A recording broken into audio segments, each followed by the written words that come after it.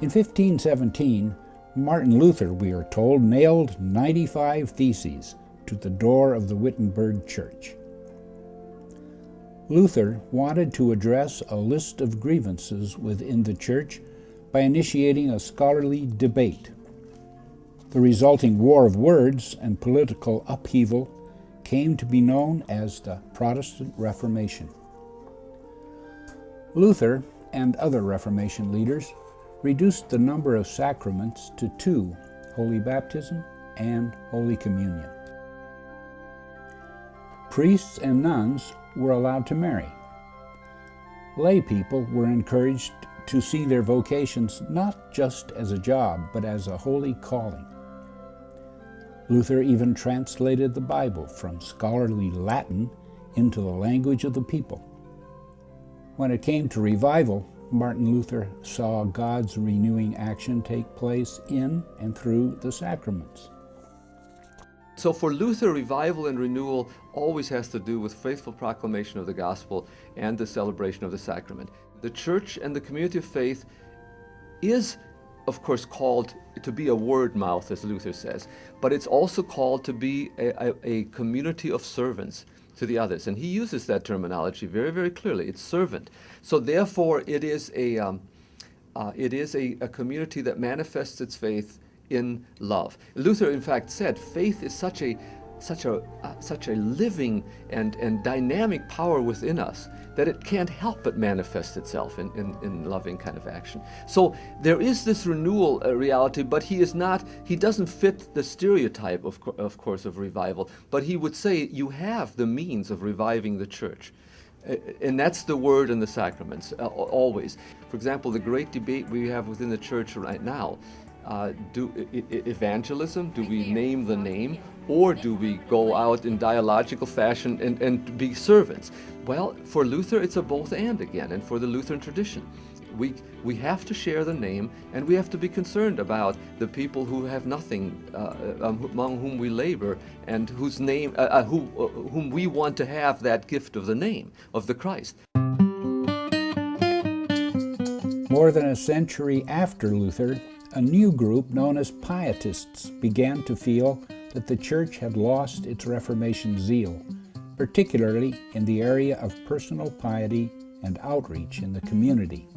The man who is credited for having the vision of pietism is a man by the name of Philip Jakob Spener, who was born in basically the Rhine region of southwestern Germany. He provided a kind of a programmatic vision of how the Lutheran Reformation, the Lutheran community, as an heir of the Reformation, had lost some of the ideals of the Reformation and how they might recover those. So he began to argue that we ought to live a certain life, essentially in imitating Christ, and we also ought to express our love in the service of the neighbor, and that, of course, also inspired then social action. He began to gather people together, invite them to come to gather in the parsonage, to discuss initially the sermon of the Sunday. He decided that as a good Lutheran, it really ought to be the scripture that's our focus. So it started very much as a grassroots movement, but people began to see that it impacted those folks. It manifested itself in the way they lived, the way they approached their theology and their faith in their life, that it sort of, was sort of a trickle effect in a sense. August Hermann Francke was another leader of German Pietism. His work had a lasting impact. August Hermann Francke initially was studying theology to become a pastor and was interested in the study of Scripture more as an academic discipline, sort of what happens sometimes in seminaries. But he also was interested in preaching, and he had a kind of a spiritual crisis for a moment because he was going to preach on faith. And he discovered as he was trying to prepare the sermon that he didn't know what faith was. So he went through a real spiritual crisis. And through that crisis, he almost, at least as he describes it, he felt that he was losing his faith and uttered a kind of a prayer of despair, saying, "God, help me," and God very quickly. And so this conversion experience led him now to the quest for piety and for pious living for not only studying Scripture as a kind of an academic theological source book, but rather how does it touch my heart and how does it transform my life. Franke's life was transformed. His faith led him to establish an orphanage that fed, clothed, and educated thousands. That orphanage became a model for European philanthropy. He also established a publishing house that printed Bibles by the millions.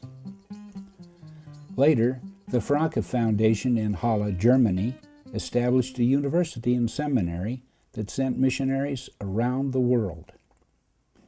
One student, Bartholomew Ziegenbalg, became the first Protestant missionary to India. His translation of the Bible served as the basis for the modern Tamil language. Another student, Henry Melchior Muhlenberg, sailed to Pennsylvania and helped to establish organized Lutheranism in North America.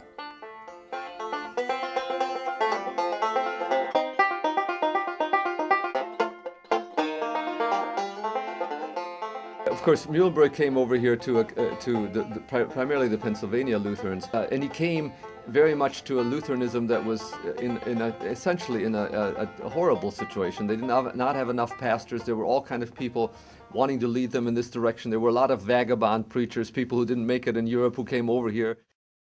He said the church must be planted is what his motto was. But in a sense, Muhlenberg, of course, also believed in the renewal of the church. The revival brought on by the Pietists spread in other directions as well. Hans Nielsen Hauge was a farmer's boy from eastern Norway who was searching for more religious meaning in his life. And one day, April 6, 1796, he was out plowing his fields and he was hit by a light from heaven, and it totally changed him. He was semi-conscious. He couldn't quite understand what had happened to him, but he felt, as he said, a thirst for God, a thirst for Scriptures, and a thirst to tell others about Jesus Christ.